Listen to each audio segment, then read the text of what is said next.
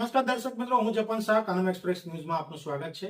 જોઈએ આજના મુખ્ય અને મહત્વના સમાચાર। ઉનાળાની ધજાડતી ગરમીમાં બોલ પક્ષીઓ માટે માનવતાવાદી પહેલ। સુરત શહેરમાં ઉનાળાની શરૂઆત સાથે જ ગરમીનો પારો સતત વધી રહ્યો છે। આવી તીવ્ર ગરમીમાં મનુષ્યો સાથે અબોલ પક્ષીઓ પણ તરસથી તડપી ન જાય તે માટે જિંદગી જીવદયા અભિયાન ટ્રસ્ટ અને સુરત અડાજણ પોલીસ સ્ટેશન દ્વારા એક સરાહનીય માનવતાવાદી પહેલ હાથ ધરવામાં આવી છે।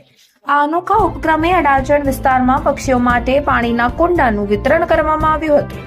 કાર્યક્રમ દરમિયાન પોલીસ કર્મચારીઓ અને ટ્રસ્ટના સભ્યોએ મળીને નાગરિકોને અપીલ કરી કે ગરમીના દિવસોમાં પોતાના ઘર, બારી, છત કે દુકાનની બહાર પક્ષીઓ માટે પાણી રાખે, જેથી અબોલ જીવજંતુઓને પણ જીવદયા મળી રહે।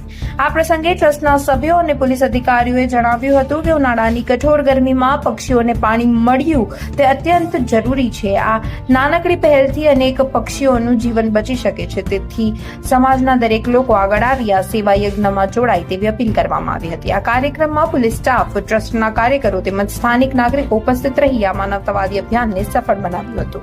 રિપોર્ટર સાગર સોલંકી, સુરત। મહેતા, પ્રમુખ જિંદગી જીવદયા અભિયાન ટ્રસ્ટ। આજે કઈ જગ્યા પર શું કાર્યક્રમ રાખવામાં આવ્યો? અમારી સંસ્થા દ્વારા દર વર્ષે ભર ઉનાળાની ગરમીમાં અબોલ પક્ષીઓને પાણી અને દાણા પાણી મળી રહે તે માટે કુંડા વિતરણ અભિયાનનું કાર્યક્રમ યોજાઈએ છીએ અને આ વર્ષની શરૂઆત ઉનાળાની શરૂઆત થઈ ગઈ ત્યારે આજરોજ અડાજણ પોલીસ તથા જિંદગી જીવદયા ટ્રસ્ટ દ્વારા અડાજણ ખાતે આવેલા પ્રાઇમ માર્કેટ 4 રસ્તા પર વિનામૂલ્યે અબોલ પક્ષીઓ માટે કુંડા વિતરણનો કાર્યક્રમ યોજવામાં આવ્યો હતો। ઉનાળાની શરૂઆત થઈ ગઈ, તમે કાર્યક્રમની શરૂઆત કરી, કેટલા કુંડાના લક્ષ્ય સાથે કઈ જગ્યા ઉપર તમારું જો અમે તો સુરત શહેરના તમામ સ્થળો પર આ કાર્યક્રમ યોજીએ છીએ। ગયા વર્ષે અમે 10,000 કુંડાનું વિતરણ કર્યું હતું। અમે એ પણ ઈચ્છીએ છીએ કે આ વર્ષે 10,000 થી વધારે કુંડાનું અમે વિતરણ કરી શકીએ। લોકો કઈ રીતે અહીંયા લાઈનમાં વ્યવસ્થિત રીતે લઈ જાય છે? લોકોનામાં પણ ઉત્સાહ એટલો જોવા મળ્યો છે કે અબોલ પક્ષીઓ માટે લોકોની પણ આ ભાવના થઈ છે કે અમે અમારા ઘર આંગણે કે બાગ બગીચામાં કે ટેરેસમાં કુંડાઓ મૂકીએ।